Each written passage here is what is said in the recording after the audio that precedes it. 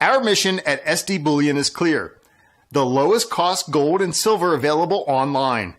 While we do not have pretty blue boxes, free shipping, 4% credit card fees, or glamorous gold and silver infomercials, SD Bullion has the lowest prices that may save you hundreds on your next order. So before you make your next investment, do the math and join the over 15,000 new customers who have recently made the switch to SD Bullion. Why pay more? Hey everyone, this is Elijah Johnson with FinanceandLiberty.com, and back with us today is Bo Polney from Gold2020Forecast.com. Bo, thank you so much for joining us today. Elijah, thank you for having me back. It's great to speak with you again. Thank you. All right. Well, I'd first like to discuss a little bit about what you expect in 2016 for the gold market and the world stock markets. But first, would you like to discuss a little bit about, I know in our previous interviews, you've expected gold and silver to break out soon. Do you still believe this? And did you want to just give us an update on the precious metal markets? Sure, absolutely. We are looking at two possibilities for gold, and when I say gold, I mean silver too, but the precious metals. Last year, there was a possibility in last May into June that the metals were supposed to rally pretty aggressively. They'd started off and then they reversed. When a pattern like that reverses, it basically puts a 7 month, because everything rotates around a 7, so it put a 7-month wrench into the cycle, but it actually ends up playing out beautifully because now it's tying in incredibly with the world stock markets. But off that reversal, if it was to be a 7-month time window, that would have put in a cycle low on gold the very, very first few days of December. And we did an interview at that time with Future Money Trends, specifically on December 3rd of 2015. And we stated on that interview that gold should be making its bottom today. And that interview, again, was on December 3rd. So looking at where we've gone since then, I'm 99.9, I'm almost 100% positive the bottom's in. So gold should have bottomed specifically on December 3rd at $1,045, and that would have been a 7-month cycle inversion, putting it to the exact date in December. Off that time point, we've seen the metals do nothing but go sideways, up and down, with each, and gold specifically, has been making higher lows. So each time it went down, it went higher. And so we had a low, I've got it here in front of me, in early December. And in the middle of December, we had a secondary double bottom, and it was just a few cents higher than a December low. And then at the end of December, again, a higher low. And then in the middle of January, a higher low. So gold and silver are set to have some incredible moves this year, as the world economy has its massive and major problems. So that's where we're at. I expect incredible moves for gold and for silver. The last conference we did was in Vancouver, and that was the Cambridge House. And we did a presentation there. That presentation we did actually turn into a YouTube. It's available online. And in that presentation, and that we did on the 24th, we were expecting gold and silver to break out at the very, very end of January. And lo and behold, I think we can all look at the price of gold and silver. We've got an incredible start here of what I think is about to be pretty unbelievably amazing and exciting. So I think that's a good place to start, or you tell me. Definitely. And I saw that you're basically saying that at least for a time, there will be no offer price for gold and silver. Is that correct? I do believe that's coming this year, yes. I believe that is going to be an incredible event when it happens. I believe it's going to be dollar related. The interview that, again, we did with Future Money Trends, I'm not sure when our last interview was, but I think we may have spoken about the dollar. But I know that we did say specifically, and also in an interview we did in January, the very, very first week of January with Jeff Berwick, we were basically saying the U.S. dollar, it broke down on the day that gold bottomed. So It was on that 3rd of December, the dollar. It was, I think, Europe made an announcement. Euro jumped up, the dollar dropped down, and since that was a descending. It was an ascending wedge on the dollar and a descending wedge on gold and silver and the euro. And since then, we've been expecting the dollar to fall. And if you notice yesterday, and again, today is the February 4th. And yesterday on February 3rd, the US dollar broke and it went deeper. So it made a lower low below the December low.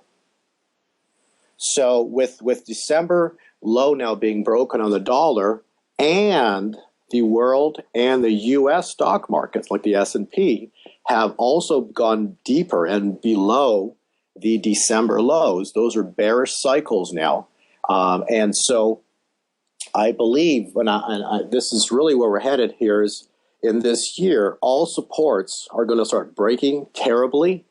And as they break to the downside, the dollar will move with the equity markets, the stock markets, and it's going to cause a break in the one key thing that's been holding up the world markets, and that's faith and confidence. When that breaks, I believe the world is going to flee to precious metals, gold and silver. And when it goes no offer, that means that no one's willing to sell it. So that's what I believe is coming this year. Now, you talked a little bit about the stock markets, and in the past you've said that this coming stock market crash will be the crash of the century. Now, I recently watched one of your videos that you put out, and you were talking about how one of the signs that we're going to have this crash is that ever since 2008, the stock market has never actually gone above the support line. Did you want to discuss a little bit about this? That's yes, please. That's great. I actually sent you that slide. If you could post it, I think it'll be very illustrative for the viewers and the listeners. But that chart's got a picture of Humpty Dumpty on it, and basically I illustrate him as faith and confidence. And so what happened was, this chart that I've sent you goes back to 1981. You can go back, another 100 years if you wanted to. It's the same chart, just the same line. The bottom line was that line broke in the crash of 2008. And so it went below support. And now, since 2008 and into 2009 low, the U.S. market, and this is the chart that we're looking at here, is the S&P 500. The S&P 500 has been trading underneath that support line. So actually that support line is not a support line, it's a resistance line. So once you break a line, that line that was support becomes resistance. And so since the year 2009 and the break in 2008, the U.S. markets failed to rally up above the support line, and they've been underneath the support line, so they've been actually in resistance. The line has become resistance, and the time is up. The pattern's complete, and following this, we have a down cycle. I also sent you a second slide, if we can look at that one, and that slide is it's a 777 cycle timing. But it's quite fascinating, and there's actually 3 slides associated with that one. But this is pretty important to understand here, because it's going to take into account the long-term cycle going back to 1981 that I just sent, or that we're talking about. But from the year 2000, and let's do the date here. So March 24th of the year 2000, you do a calculator on it, and you run 7 years, 7 months, 7 days. And it's incredible. But that was from the March 24th top. It comes out to the precise, not even like a few days off or a week or a month off. No, it's the exact day. 7 years, 7 months, 7 days. We get a top on October 31st, 2007. Okay. Well, and from that cycle, that's when it crashed and we got underneath support. And since then, the U.S. markets have been trading under that support line, which we just spoke about on the S&P. Well, then it's the second slide we go to. So now we're going to go from that date that we had of October 31st, 2007. Now we're going to add 7 years, 7 months, 7 weeks. So again, add a 777. or a 21 cycle. And what ends up happening is that, lo and behold, we arrive at July 20th, 2015. Okay, so that was the first Monday. That was actually a Monday, and that was the exact day that the S&P topped. We did an interview on that exact date intentionally with True News, and we stated on that interview that from this day, it's over. And the world markets have done nothing but lower low, lower high, lower high, lower high ever since that date. And now we got lower lows, lower lows, lower lows. So that's a complete bear trend. So we've got like then there's a last chart that I sent you, which is basically goes back to the year 1999, and it basically illustrates how perfect the patterns are. But the timing's finished. There's no time to the upside. It's never gotten on this upcycle since 2009. It never got back up over the support line, and it's been sitting, and the support's been resistance.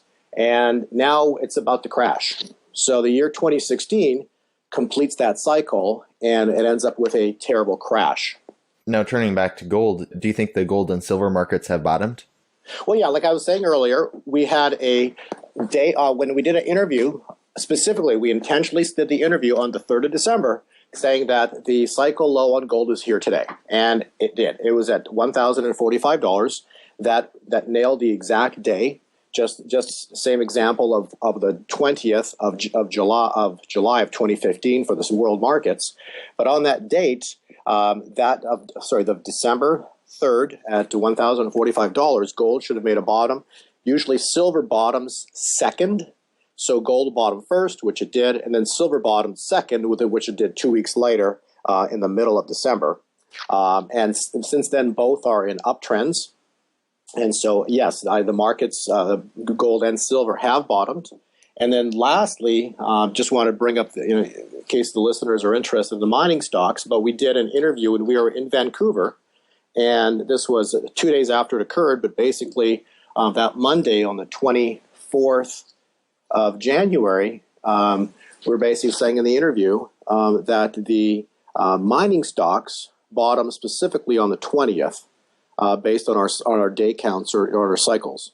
And so we should have had a low on the mining stocks come in exactly on January 19th through the 20th. And if you look at the mining stocks, they're getting to be pretty exciting starting now here. So in the video you posted, you talked about how this whole cycle really is an illustration of the concept that gold is money, and that it's really just, this whole cycle is really based on gold coming back into the monetary realm, basically, and being seen again as money. Did you want to discuss a little bit about this? Yeah, that's great. You have to go back historically. If you study history, you'll come to realize that there is only one currency, or there's one item that's ever been around that's been money, and it's gold. It's gold and silver. Gold was the money of kings, silver was the money of people, but it's basically those two items have been money since day one. And the cycle work that I illustrate, it goes back to the Currency Act, basically of 252 years ago. Now, the problem with that is it's just, how many generations have you had since the year since 1764? And the world, through time, they forget that gold is money because they've had the concept of currency introduced to them. And, and all the family members, it's just been going on for how many generations now. And so they've come to realize that paper is money, but it's not. But it's been a long cycle. And that cycle is supposed to complete this year. So believe it or not, people are going to very soon realize, the ones that believe in paper are going to come to realize that paper is paper and gold and silver are money. And they're going to reposition themselves and they're going to shoot up in price because the system that we've been taught to believe, it's going to crack. And there's going to be a break in that faith and confidence. And that's going to be the trigger for gold and silver. Now, you've talked about how in the gold market, 300 ounces of paper gold have been sold for each 1 ounce of physical gold. How does this play in with gold breaking out?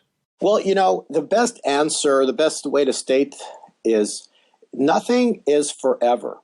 And so if you have an ounce of gold physical and you do a paper short against it, you create paper money. And they can then do it multiplied by 10, by 20, so you can do, and so that number can keep increasing. So for each ounce of physical gold, apparently there's 300 paper contracts for it. Last I heard, from ever since I did this video, I heard now the number's up to actually 500 ounces of paper for that 1 ounce of gold. It's an irrelevant number, but it's a huge problem, because the more time, the larger that number gets, eventually it blows up, okay? Because you can't have something go on forever. And so could it get to 1,000 per ounce? Maybe. I don't think it will. But the point is for each ounce of gold, each ounce of silver, at some point, you can't keep increasing the amount of paper position against it, because the system cracks. And so what is the magic number? Who knows? Because it's an irrelevant number. But so I look more to cycles, and all I know is that this cycle, it's about to change. And with the bottom in on gold, bottom in on the mining stocks, the bear market's over. For 5-year bear market completed. So now we have a bull market breaking out, or beginning to just break out. And as it breaks out, there's going to be a reason. So all it's missing is the reason, which is, and we'll find out what it is soon enough. But the cycle is telling us that, that 300 position is, or $500 positions to 1 ounce is going to break. And for the concept is nothing can go on forever. You've also said that, the whole derivative market is going to end this year, the 1.5 quadrillion derivative bubble. Did you want to discuss a little bit more about this? Well, sure. There's another slide that we have, but basically it shows it's got 3 bubbles on it. And, so the first derivative bubble was in the year 2000. It burst, markets crashed. And then nothing went away. They just repackaged it, and boom, you have the next derivative bubble formed, but now it's 2-3 times larger. And then that was into 2007. That one broke. And then on that one, that was both the stock market and the real estate bubble, and so you had the crash. The first one was a dot-com bubble in the year 2000. So the second bubble occurred in the year 2007. So you have the stock market and the real estate bubble. And this time around, none of it went away. Okay, and as I illustrated earlier, it's sitting under support. So support is now resistance. The market's never got back up on top of the wall. And so it's sitting under support. And the problem is you've got a derivative bubble, which is now multiples higher than it was in 2000 and 2007. It's just carried forward. And so now we have this massive bubble. And this break is going to be, what I'm seeing is now it's going to be a definite stock market break. And I believe the dollar is going to go with it. And that's going to be just a huge problem for the world. A lot of people are thinking that while the Fed plans to increase interest rates more this year, a lot of people are thinking that they actually won't. Now, do you see that the Fed, if they don't raise interest rates, let's say, and maybe even do some more quantitative easing, do you see them being able to prevent the stock market crash and derivative bubble crash, or, postpone it a couple more years? What are your thoughts? No. Whether intentionally or unintentionally, the market crash is coming, and nothing will be postponed. The cycle goes back years, hundreds of years, so nothing will be postponed, and it's coming. So regardless of any intervention or non-intervention, it's an irrelevant issue. The cycle will complete. All right. Well, Bo Polney, thank you so much for joining us today. I guess, did you want to give our viewers your opinion on how people can protect themselves from what's coming? What are your thoughts on that? I think the most important thing is to understand what's going on. Listen, get educated. On our webpage, go to our webpage. There is a video I made in December, and it's everything I illustrated. There's actually interviews I talked about as well too that we've done. Listen to them. It's about getting educated on what's going on, and you're basically buying. If you want to do something financially, I personally believe that when you own gold and silver physically, you are basically protecting yourself and your family. So by having physical metals, regardless of what happens to paper assets, the one insurance policy that you hold will flourish starting this year, and that's called gold and silver. But get educated. Watch our videos. There's a video on our webpage for 20 minutes, completely worth your time. I think you'll really enjoy it. But it's get educated and do something, because there is very little time left. All right. Well, Bo Polney, thank you once again for joining us. And did you want to remind our viewers where they can find you on the internet? Yeah, just my webpage is gold2020forecast.com, and our YouTube page is Gold 2020 Forecast as well. So please visit both those places, and I wish you and your family well. Elijah, thank you for having me here, and God bless. This video was brought to you in part by ReluctantPreppers.com. Click here to watch Reluctant Prepper's latest interview with Glenda Lehman Irvin. For over 60 years, off-grid living suppliers Lehman's Hardware has been helping people who want to live a simpler life. A true pioneer as preparedness and self-sufficiency outfitters, Lehman's has been around since before prepping was even called prepping.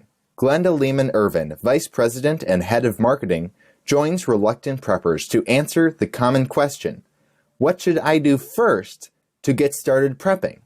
Lehman's expert staff help each person consider their individual situation to find their own simple answer to this challenge. A heartwarming dose of experience, wisdom, and positivity, this interview restores preparedness to its family-centered place on the journey to simple living, which will leave you glad you listened in and wanting to share this interview with loved ones.